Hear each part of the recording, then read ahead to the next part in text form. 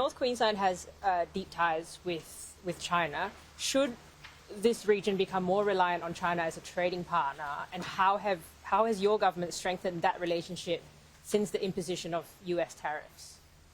Well, our trade relationship with China is an important one. Trade represents 1 in 4 Australian jobs, and China is, by a long distance, our major trading partner. We have, of course, restored in excess of $20 billion of trade exports to China where there were impediments. I think there is a lot of opportunity to grow tourism in particular from the Chinese market.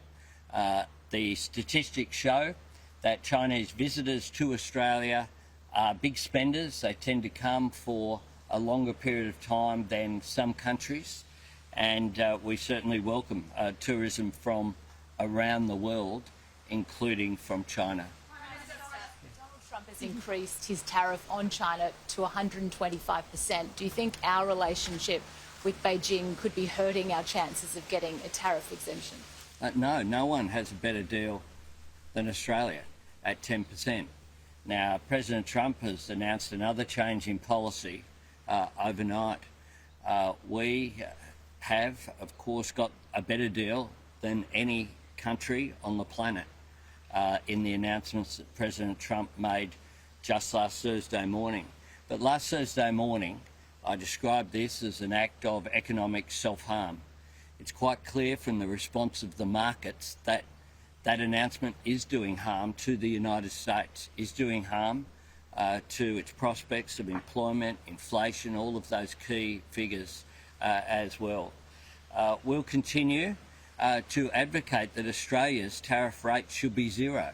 We do not impose tariffs on US goods into Australia. We have a free trade agreement with the United States, and we expect that the sort of language that we saw from the US Trade Representative, where he spoke about, gave the football analogy of essentially building up a buffer when Australia currently imports we import US goods twice as much as we export to the United States.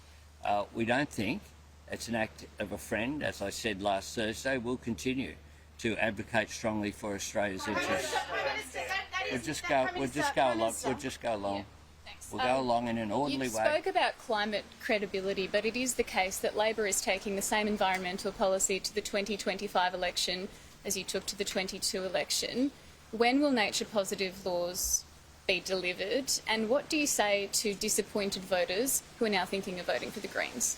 Well, the Greens have blocked measures, including they blocked nature-positive and held it up. No, they held it up.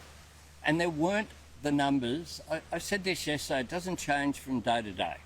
In the Senate, there was not a majority for those laws. Now, we will engage with industry and with the environmental groups to make sure we get it right going forward. I make this point as well. We have been consistent on climate change. We have been consistent not from 2022 to 2025. We've been consistent about the need to act on climate change for as long as I have been in Parliament and beforehand, since the Rio summit during the period a long time ago. And that is why we'll continue to work. The sort of work that's taking place here on the reef is an example of us responding. We have in place an orderly program that was agreed to, not just by the Parliament, but by the Business Council of Australia, Australian Industry Group, conservation groups, the ACTU, with a target and, importantly, a plan to get there with the safeguard mechanism and the ISP. That is what is important.